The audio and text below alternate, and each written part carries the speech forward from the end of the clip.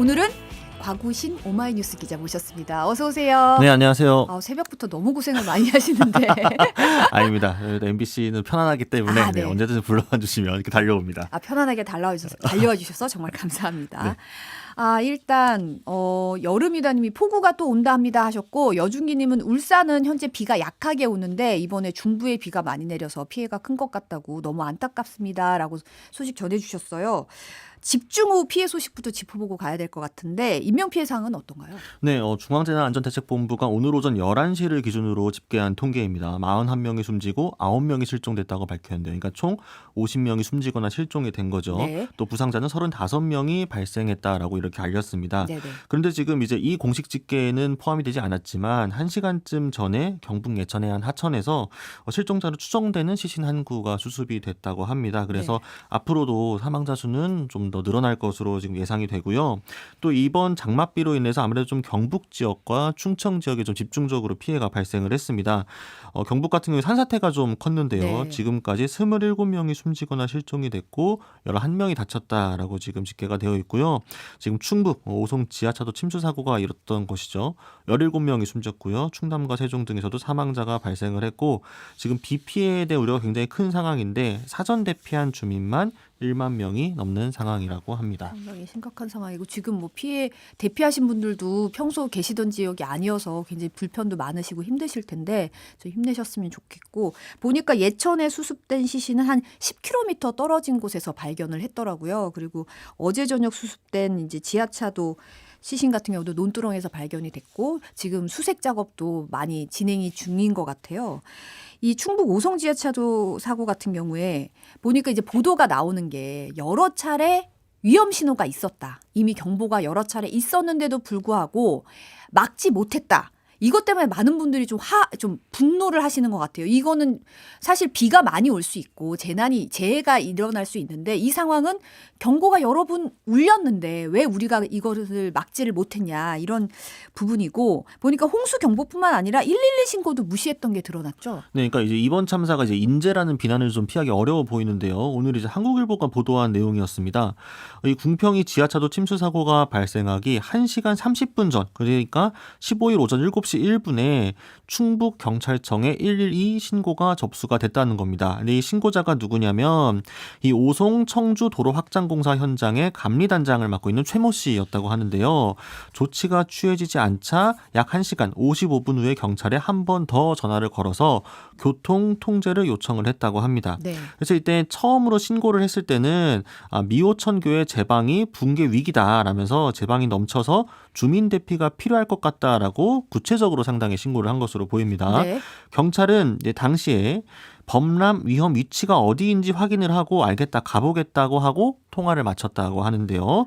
근데 임시 제방이 붕괴하고 지하차도 침수 시각이 7시 52분, 8시 40분입니다. 그러니까 이때 알겠다, 가보겠다고 한 대로 조치가 있었다면 이렇게까지 사고가 있지 않았을까라는 지적이 나오고 있습니다. 그러니까 두 차례가 신고가 있었는데도 통제가 제대로 이루어지지 않았다는 거잖아요. 네, 그러니까 이제 첫 번째 통화만이 아니라 지금 조치가 취해지지 않자 다시 최 단장이 전화를 했는데요. 이게 7시 56분이었습니다.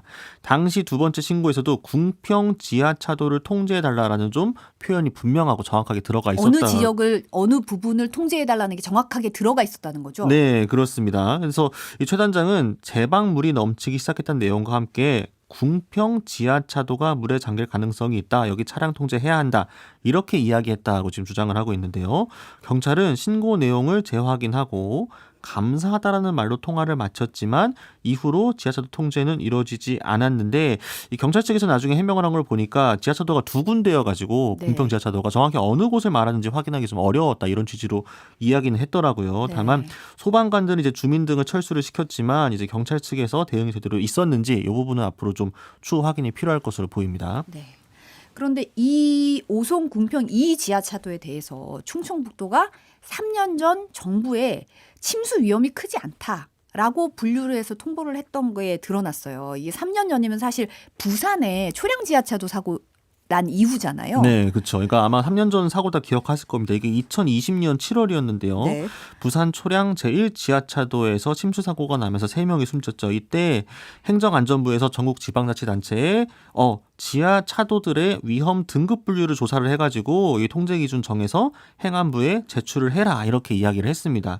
그래서 이후에 이제 충북도에서는 뭐라고 했냐면은 이 궁평 이지하차도는 2019년에 신축된 차도기 때문에 침수 위험이 크지 않다라고 통보했다고 합니다. 네. 그래서 이 침수 등급이 위험 등급이 1등급부터 3등급까지로 되어 있는데 당시 충북도는 이 중에 가장 낮은 3등급으로 분류를 해서 이제 제시를 했다고 하는데요. 이 3등급이면 예비특보나 호우주의보 땐 통제가 안 되고 호우 경보 시에만 통제가 되는 부분이라고 합니다. 이런 부분이 좀 시스템적으로 뭔가 문제가 있지 않았나 이런 부분이 좀 의심되는 부분이기도 하고 와일드플라워님이 아이고 누군가 나서서 차로만이라도 막았으면 이런 얘기를 하셨어요. 시크한 매버릭 님도 둘 다 나가서 확인해야지 해명이 안 된다라고 핑계라고 하기에는 너무도 좀 많은 인명피해가 있었고 좀 막을 수 있었다는 점에서는 좀 안타까운 측면이 너무도 많고 국무조정실이 일단 이 사고에 대해서 원인 규명하는 감찰에 착수했죠.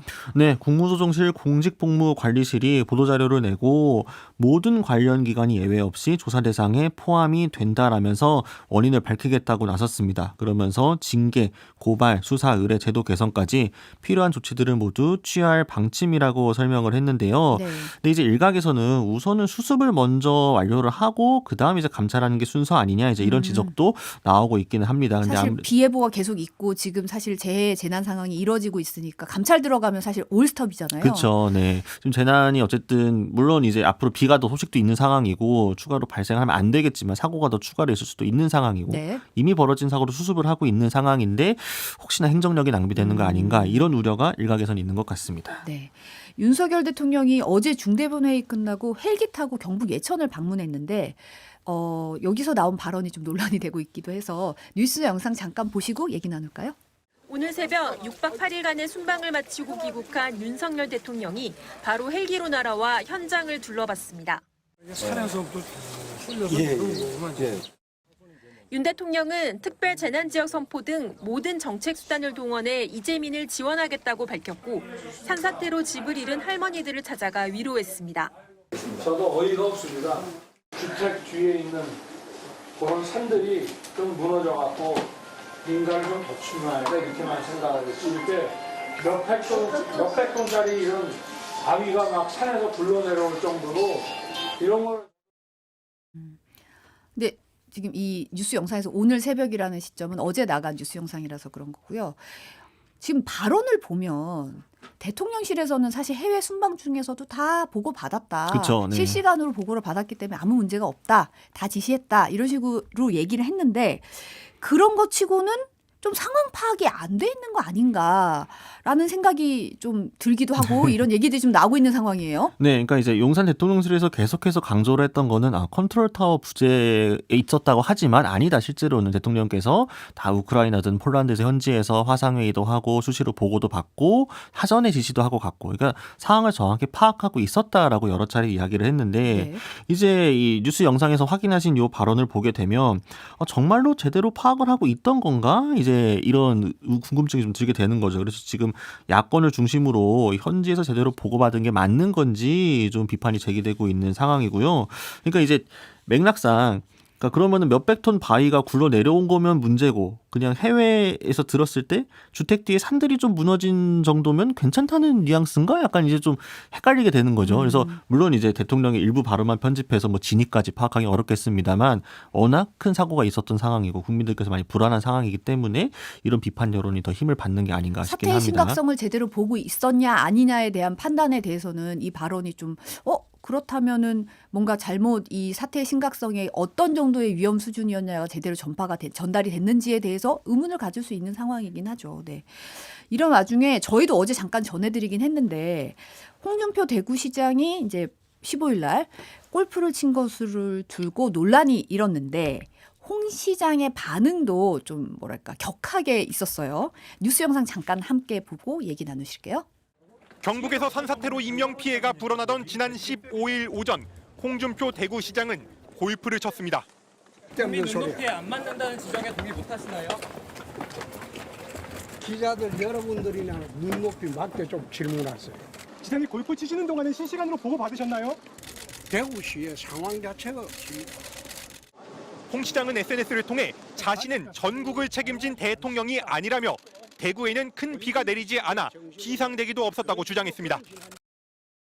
여기 지금 요 내용에는 안 나오는데 이제 물난리 중 골프 치는 건 국민 눈높이에 맞지 않는다는 지적이 있다라고 질문하니까 그게 어느 시대 범위냐. 기자분들은 주말에 나오라고 하면 그냥 나오나라고 물었는데 딱 이게 약간 기자들한테 이렇게 버튼일 것 같아요. 이번 주말에 사실 너무 고생하신 공무원분들도 많고 기자들도 주말에 다 불려 나오고 사실 비상근무 대기 뭐 여러 사람들이 했을 거거든요. 그런 부분에 있어서는 좀 나오라 그러면 그냥 나오냐? 그러면 나오나요? 주말에 나오라 그러면? 저는 약간 무슨 네. 소식 있으면 먼저 씻고 있을 때도 있거든요. 네. 전화 받기 전에 그쵸. 나가야 네. 되나 보다 막 이러면서.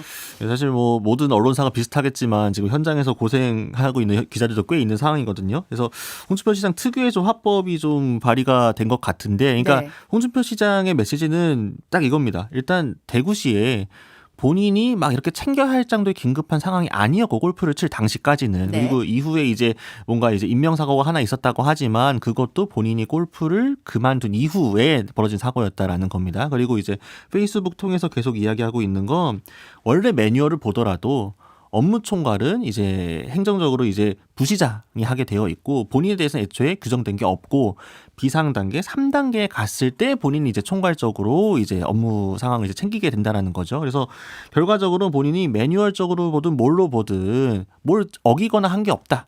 그리고 본인이 어쨌든 주말에 이렇게 시간 내서 하는 거는 본인이 어쨌든 프라이버시, 그러니까 사적인 네, 어떤 지금 권한이고 페이스북에 쓴 내용이 좀 나와 있는데. 네. 그러면서 이 공직사회에 좀 뭔가 이런 비유들을 하면서 결국 결과적으로 이게 국민정서법에는 문제가 있을지언정 본인이 잘못한 건 없다라는 취지로 제가 페이스북 열심히 하시는 분이기 때문에 여러 개를 올리셨습니다. 네, 주말에 테니스 치면 되고 골프 치면 안 된다는 규정이 공직사에 어디에 있습니까? 라고 얘기를 하셨죠. 네.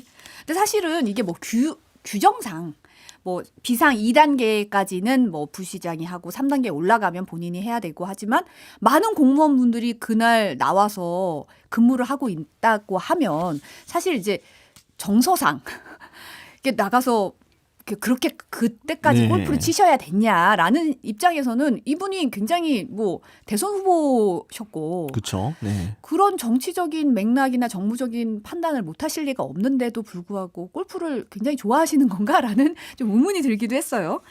그런데 홍준표 시장이 이러면 이제 우리 과거 사례를 또 보잖아요. 네.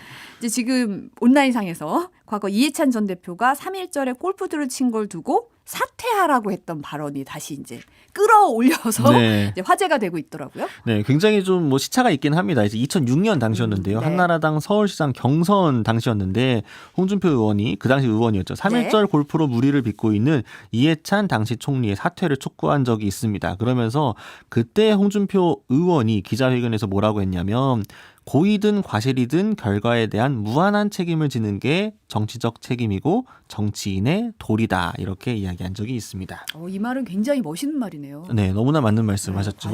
고의든 과실이든 결과에 대한 무한한 책임을 지는 게 정치적 책임이고 정치인의 도리다. 다시 돌려드리고 싶다는 생각이 잠깐 들면서 이제 김기현 국민의힘 대표가 홍준표 대구시장에 대해서 진상조사 지시했네요.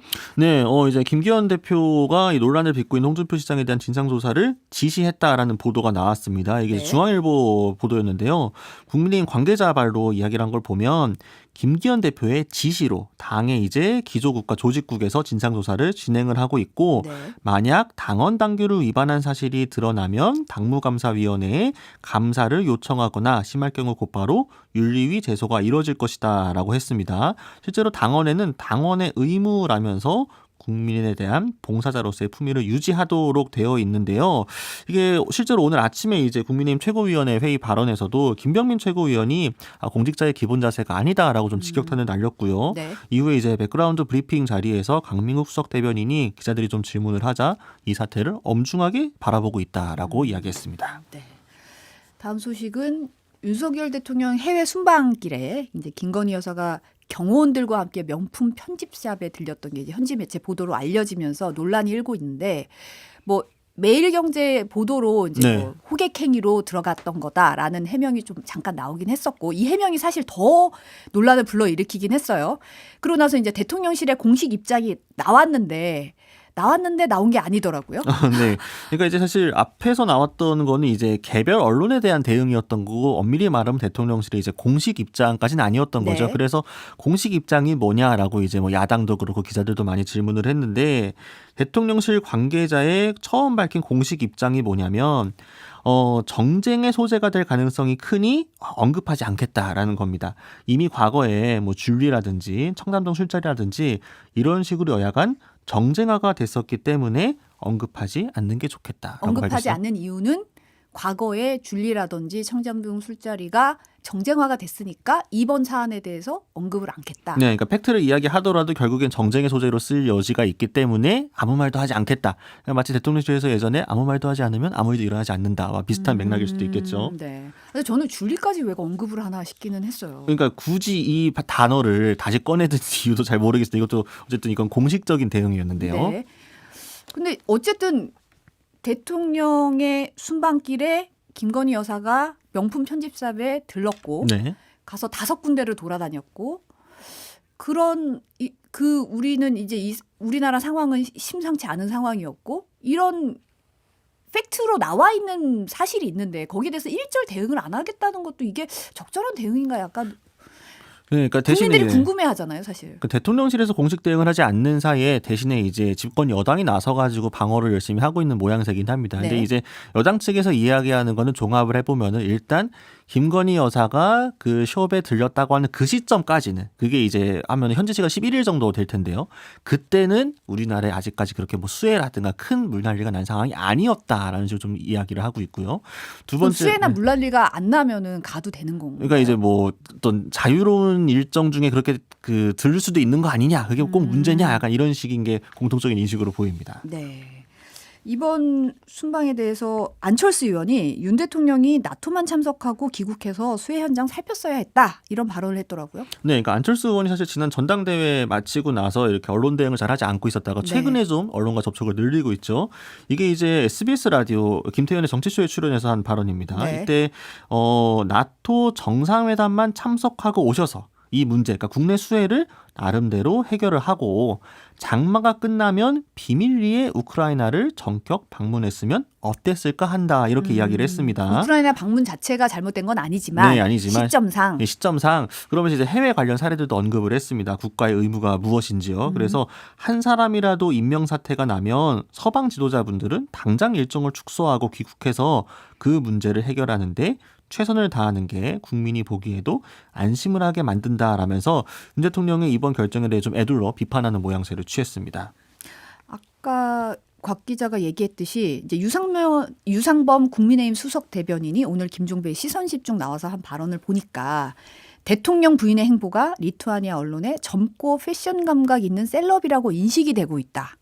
국내에서 어떻게 평가를 받던 대통령 부인의 행보 자체도 하나의 외교적인 행보일 수 있다라고 발언을 했더라고요. 네, 그러니까 어쨌든 현지 보도에서 나온 것들의 사실관계는 다 인정을 하는 모양새입니다만 굳이 반박하거나 하진 않으니까요. 네. 다만 이제 유상범 수석 대변인이 한 이야기도 어쨌든 대통령 부인의 행위는 공식 행사가 아닌 대통령 부인들의 행보다라면서 꼭 모든 행보를 대통령과 영부인이 같이 해야 되냐? 그건 같이 할 아니다. 필요는 없다. 네, 그래서 개인적으로 행보를 할 수 있는 부분이고 또 그렇게 숍에 들려가지고 쇼핑을 하는 것도 일종의 외교적인 행보 차원에서 이제 인식할 수 있는 거 아니냐 이런 취지로 이야기를 했습니다. 그러면서 오히려 민주당의 비판을 정치적인 공격에 불과하다라고 지적을 했고요.